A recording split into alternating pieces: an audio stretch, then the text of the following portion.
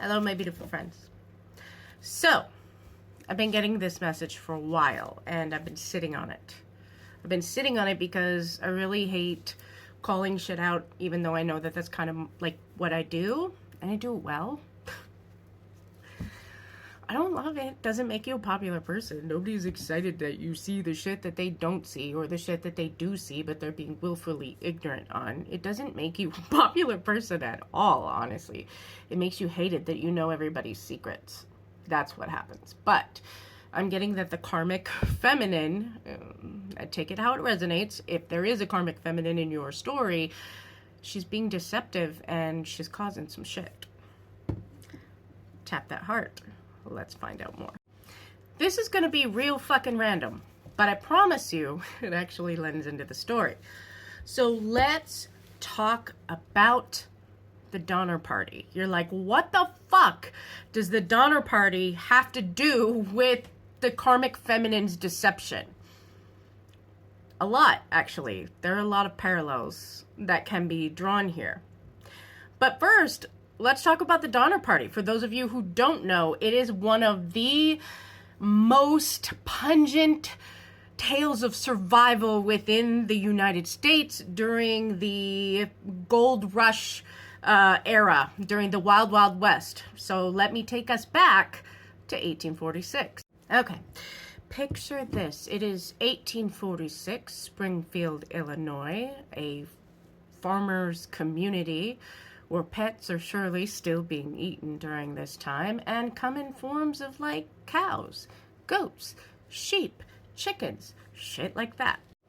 The Donner Party originally had 87 travelers, and it was led by George Donner and James F. Reed. So the plan was to go from Springfield, Illinois, all the way over to California. And it was a glorious plan. It was. As the group went out on this very vetted route, they actually ended up stopping in Missouri for provisions for California, for more supplies along the way. It was kind of like a treacherous trail, but again, they had a map. Things had been properly vetted until they ended up taking the road not traveled and the road not vetted, and that is when crisis happened. So George Donner and James F. Reed thought that it would be smart to take an untested route through the Sierra Nevada mountains in October of 1846. What ended up happening was some of the worst snowy weather in history. The Donner Party got stuck in the Sierra Nevada mountains for months. They suffered with illness, loss of supplies, injury, and as a final oomph for survival, cannibalism. Now get this shit. Only 48, which ain't bad, but could have been better, out of the 87 survived. And to this day, it remains one of the most significant stories of survival in U.S. history. It's a tale of bad choices, human endurance, and what happens when you take an untested path. Leaving this background. So there's a lot of deception here.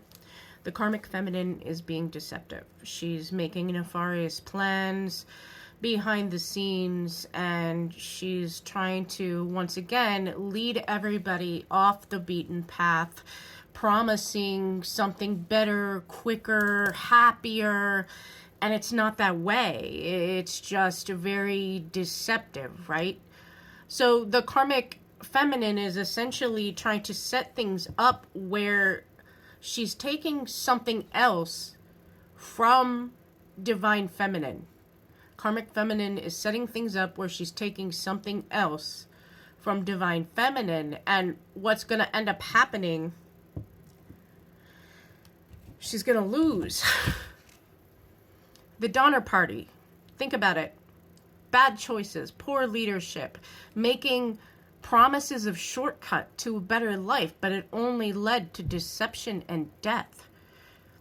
The karmic feminine is operating from her shadow self, which means she's still in this state of desperation, a state of envy, state of anger. And she's not taking any responsibility for why she's feeling these ways. So what she's trying to do instead is lay fire to everything that lay in front of her because she feels vindicated, like somehow burning I'm getting the killing fields. So what were the killing fields? Mass human graves in Cambodia, genocide led by a Genghis Khan sort of character. The killing fields, if you're not aware, which I've heard of the term before, dug into it a little further, so here's what it is. Mass human genocide in Cambodia during 1975-1979 era. It's basically a field of graves, a landscape where millions of people died in silent starvation, executed, all led by this leader, Khmer Rouge. A 4-year reign of terror where millions died, all because of one leader who is, I hate to say it, very much like our karmic feminine, led by jealousy, the shadow self. I want what I want, what I want, is totally willing to annihilate anything that gets in her path. She don't give a fuck. The karmic feminine just doesn't. She's so angry and she feels so justified in her anger and her reign of terror that she almost feels willing for this deception because she thinks she's going to end up getting what she wants in the end. But my guides are saying this is only going to lead her to self-destruction, sabotage, and one hell of a tough awakening. The karmic feminine does not love, she harvests. The karmic feminine does not build, she bleeds. And she destroys anything that was built because it gets in the way of her ego. I will win by any means necessary. What she doesn't understand, though, is that she's winning a booby prize by doing the things that she's doing.